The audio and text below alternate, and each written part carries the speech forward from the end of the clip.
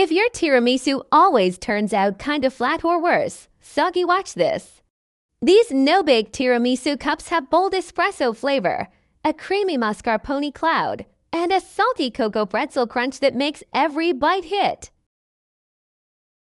I'll show you the exact layering trick so they set up clean, taste like a cafe dessert, and stay spoonable, not watery.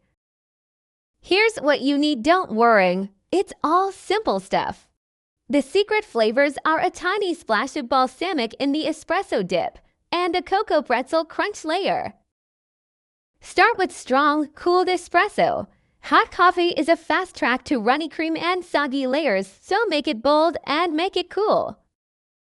This is the twist, just a little good quality balsamic. It won't taste like vinegar, it adds deeper, darker notes that make the coffee flavor feel expensive.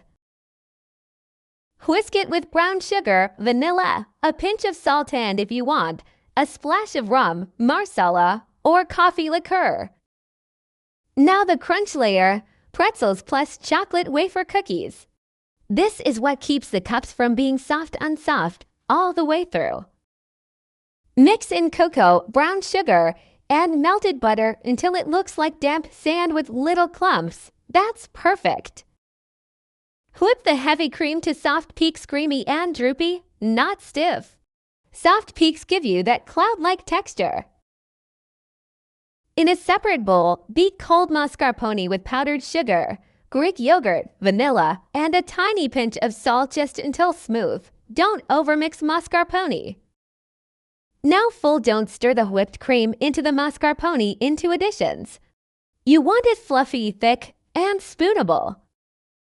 Assembly time. Start with a spoonful of crunch at the bottom of each cup. This helps the layers hold up and tastes so good.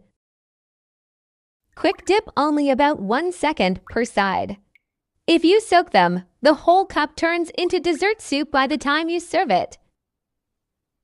Layer ladyfingers, then mascarpone cream, a little crunch, and repeat if your cups have room. Finish with a smooth, thick layer of cream on top. Cover and chill at least 4 hours overnight is even better. That rest time is what makes it taste like real tiramisu. Right before serving, dust generously with cocoa. Add chocolate shavings if you want, and you're done. For the full written recipe and extra tips, check the link in the first pinned comment or go to nobakedessertslab.com.